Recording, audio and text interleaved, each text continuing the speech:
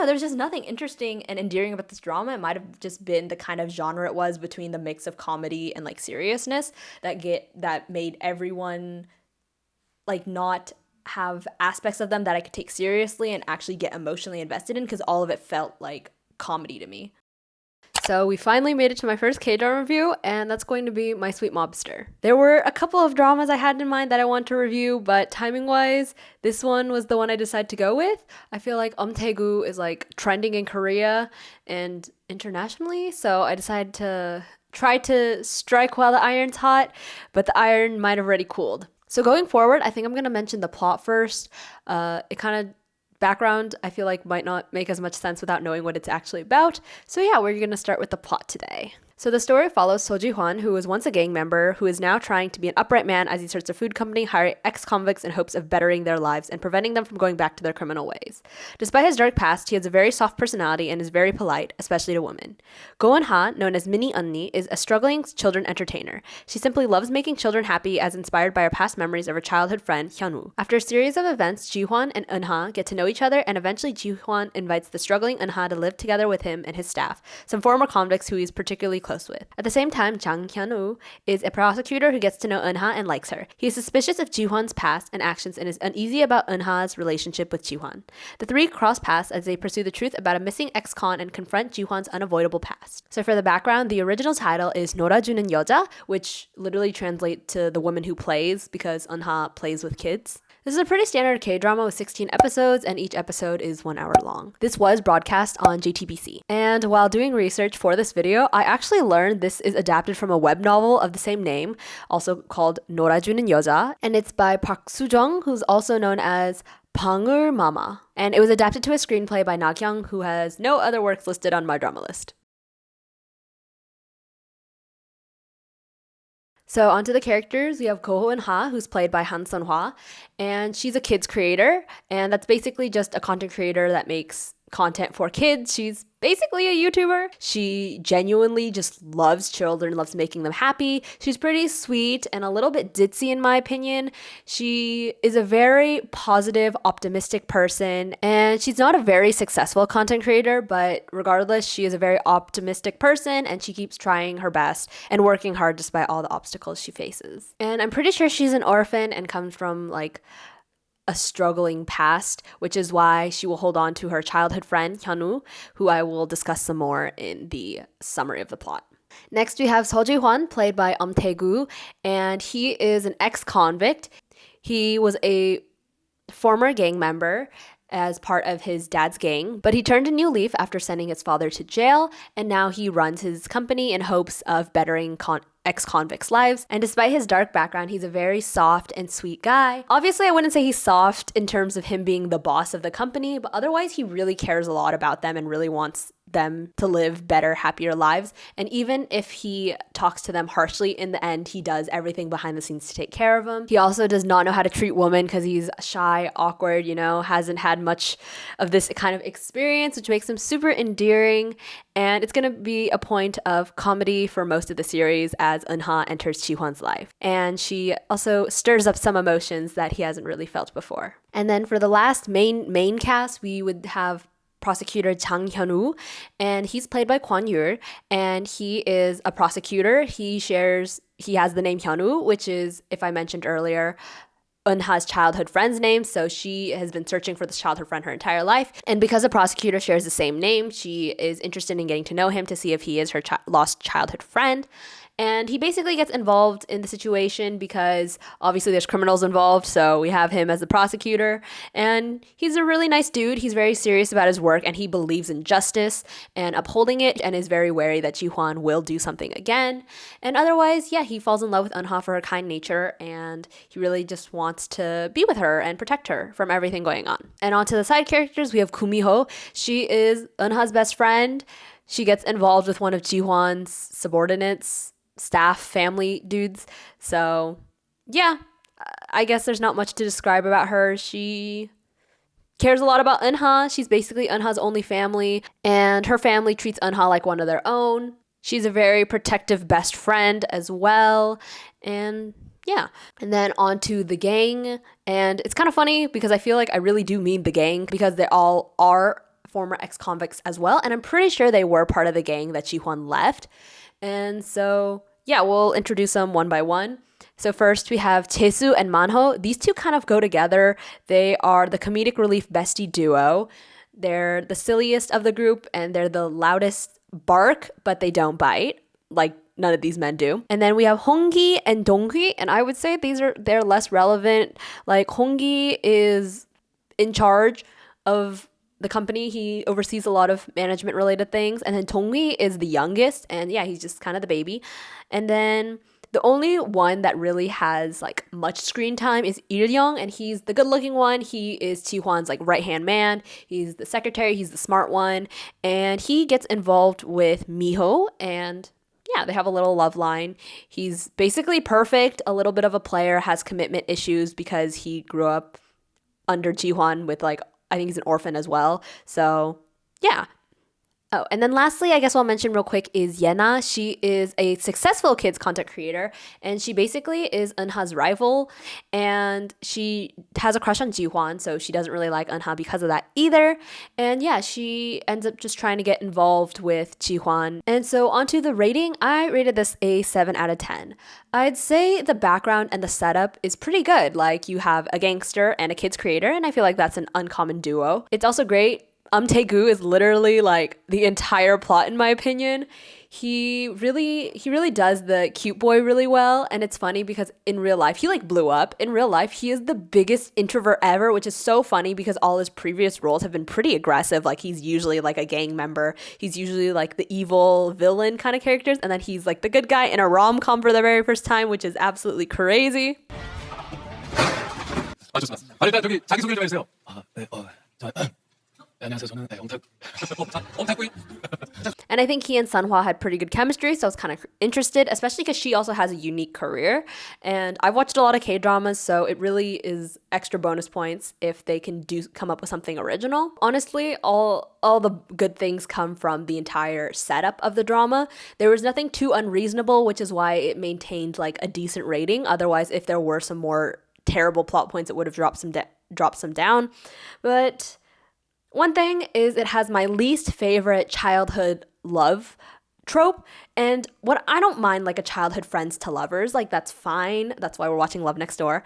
But I don't like it when there's like an encounter when they're like 5 years old and it goes on to shape them for the rest of their lives. Like, to be fair, I can understand that feeling about when you're young and how people can influence your life. I've had this happen in my life before too, but I don't like it when they love each other based off of that one thing. I would not say that that actually does happen in this drama, but I don't like how that childhood connection kind of is everything. And to me, I just couldn't get over her obsession with finding her childhood friend because, girl, you're like not gonna find him, like this is unrealistic. And yeah, I was just kind of like, why can't you just keep those memories as they are, and why do you need to go seek him out and see if he's doing okay? You're already a really positive person, can't you just believe that he's out there living great? And it's weird that she just kind of follows people around looking for Hyunwoo when that just seems unrealistic, especially because Hyunwoo is such a common name. And then one other setup that I really enjoyed about the plot is the fact that you have ex-convicts trying to turn over a new leaf and struggling with that, because I think this is a really realistic topic. It does happen in real life, and it's something that we don't hear a lot about. But I feel like that arc eventually just got dropped. Like, I feel like it didn't resolve well, and it just didn't get developed. It was just kind of mentioned, and it was kind of a magic resolve kind of situation versus like some arc playing out that it reaches a point. I don't know. It just wasn't well done in my opinion. This drama is just filled with a lot of tropes that I don't like, because another one is comedy mixed in with the seriousness. I feel like they should have just full sent the comedy, because when it comes to the serious moments, I like did not believe in any of it. Like, the kitty gang is, yeah, they have some comedic moments because it's literally a kitty gang, right? Like, it just sounds like a joke, and the leader is like a joke as well. Like, you don't take him seriously. And I don't like that whole like whiplash between seriousness and funny, because then it makes me like, am I supposed to feel invested and serious about the plot? Because I didn't, because of the comedic moments. And at that point, I just wasn't invested and couldn't take it seriously. And I think if you couldn't take it serious, you couldn't really enjoy it as much. Yeah, overall, I do think a lot of things just weren't resolved well because one thing I also thought was about how Eunha's entire content creator arc was unaddressed as well. It's just kind of like, oh, this is a big deal to her. We establish it. And then by the end, I feel like it's completely irrelevant. I didn't see her grow as a creator, especially as a creator myself. I was like, huh, she literally just suddenly is famous. The end. Magic. No, nothing else, basically. And I was like, okay. And overall, it just felt like very minimal character growth, which is terrible in my opinion because I watch these dramas for the character growth and for the characters. So it definitely left off very so what. To leave off on a more positive note, I am glad there was no super annoying breakup. And yeah, Taegu is adorable. He was a joy to watch throughout this drama. And I think it just had more potential, which is also why I'm upset because you have Taegu. Like, he's literally like amazing. Like, he's so adorable. And they just didn't utilize him well enough, I feel like, for this drama, even though he was like everything that made it enjoyable for me. Okay, so now on to the summary. So it all begins in this club. Miho, who I mentioned earlier is Eunha's best friend, is at this club and she invites Eunha over, and Eunha is just done filming some content and she's in a police uniform, and so she and Miho are at this club when Ji-hwan is trying to break down on some like drug trade going on. And then because she's in this police uniform, people mistake her as a police officer and they kind of shove her into the situation to make her resolve it. And so she just goes along with it because she wants to uphold justice, I guess. And she fake arrests him because she has fake handcuffs and she obviously isn't a police officer. So he gets wrongfully arrested and obviously the bad guys get away. He is annoyed with her because she's obstructing his way for justice. They run into each other again and eventually clear up this misunderstanding. They end up meeting again and she accidentally hurts him. Like, she's just mopping and he is behind her, gets hit by her mop, and he falls down the stairs and gets pretty injured. And so she visits him in the hospital, is very apologetic. During this time, his men go to this like festival where she's also at. And basically what happens is his team always gets in trouble for being ex-convicts and people just like to slander them and be evil and haters, you know. Also a good arc that didn't get developed well. But yeah, so his men get kind of abused. But Eunha's team, because she's part of a company, they decide to edit in a way to make the convicts seem bad, and it gets a lot of views. And basically Ji-hwan mistakes this as Eunha's doing because it's under Eunha's account, and so he gets really upset about her doing things for likes and comments because he finds out that she is a content creator. And eventually Eunha gets into a scandal because her company forces her to advertise this milk, which turns out is not safe for children. So her reputation is gone. Her company essentially fires her. She wasn't very successful to begin with. Now with this conflict, yeah, it's even worse, even though it is the company's fault for giving her the milk, right? So Eunha gets mistreated a lot. And yeah, she quits / is fired from her job. And with that, Eunha also goes to find the footage of the convicts and actually edits a video and posts it on her channel about the truth behind the situation. So Ji-hwan learns that this is all a misunderstanding and that she actually doesn't have control over his account, and then he ends up feeling very sorry for her. So throughout all of this, it is clear that Ji-hwan is also developing feelings. Eunha ends up with no place to go, and Ji-hwan ends up offering Eunha a place to stay with the rest of his men who also probably have nowhere else to go because Ji-hwan is just taking care of everyone. So she ends up living at his place with all these ex-convict men, and she ends up becoming their tutor. And then at the same time, Hyun-woo, the prosecutor, and Eunha spend some more time together because the prosecutor still has stuff to ask Eunha about in terms of the crime at the club scene, remember? And then also Hyun-woo is interested in Eunha because he had previously met her before, and so he's been had a crush on her since then. And yeah, they keep meeting, and Eunha thinks that he is her childhood friend, but also at the same time as Hyun-woo and Eunha spend time together, Eunha is also living at Ji-hwan's place, and she and Ji-hwan are also getting closer and also developing feelings for one another, especially as Eunha finds out about how great of a guy Ji-hwan is despite his very cold exterior and his dark background. This develops until the prosecutor is trying to confess to Eunha, which Ji-hwan then confesses his feelings for her, and she also feels the same way. 애기야 가자! 아니 잠깐만요. 아니 잠깐만요. 아니 과장님 잠깐만요. 시간 얘기. 오늘 안 꺼줄게. 아니요? 아 그래요? 과장님, 아 정말 죄송해요. 나중에 연락드릴게요. 조심히 가세요. 미쳤나? We then get some great moments of him being super shy and awkward, them in their happy little dating phase, and everything's great until the kitty gang that I mentioned earlier comes back. And the kitty gang is basically just this evil gang.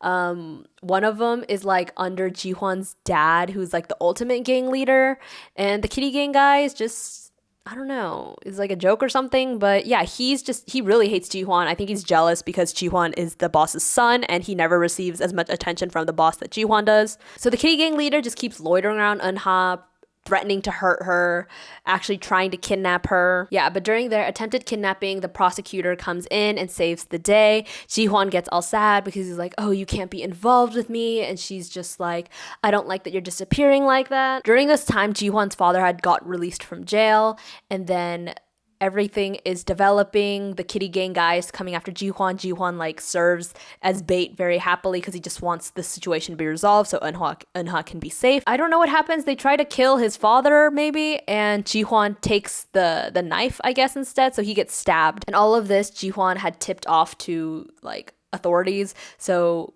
the prosecutor is like coming to save the day, but Ji-hwan is like serving as bait to like get the situation going.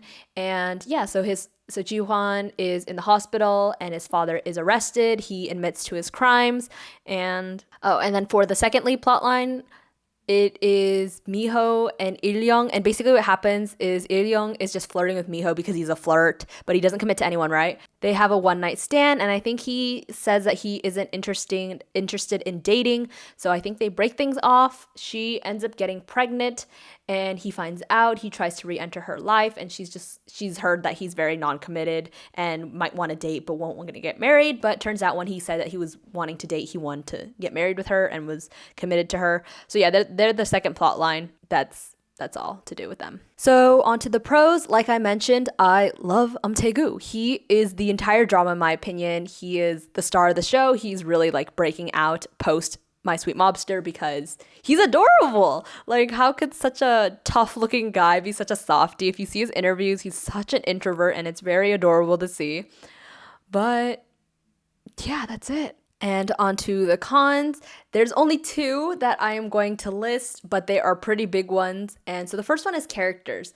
I, once again, was just not invested in any character. It felt like all of them weren't very well developed. There were just so many characters I just felt like didn't serve any purpose. Like, the gang is cute, comedic relief, but beyond that, there was nothing else. I think the only ones that contributed anything were the comedic duo Jae-soo and Manho, I think. But anyways, the rest of them just like, I don't know, didn't serve a purpose. Like, they just exist. I don't really care. Nothing developed. I didn't care about the Miho and Il-young plotline at all. Yeah, I just wasn't invested in them either. I thought it was a shame, once again, that Eun-ha's character doesn't get developed. Like, Yena makes this really good point about how Eun-ha just thinks she can do things and be successful. Like, she isn't really thinking about how to be successful or whatever. She just kind of thinks that working hard will get it. 그냥 기분이 나쁜 거야. 언니 같은 사람 때문에 이 일이 쉽게 보이는 게. 나는 쉽게 보였으면 해서 시작한 건데. 애들이 쉽게 따라했으면 해서. Yena was obviously just annoying throughout the entire show, but in terms of that one plotline, I was kind of like understanding where Yena was coming from because it did feel like Eun-ha wasn't working hard at all. Like, sure, she was working hard to the point of getting hurt, but she works hard in an inefficient way, in my opinion.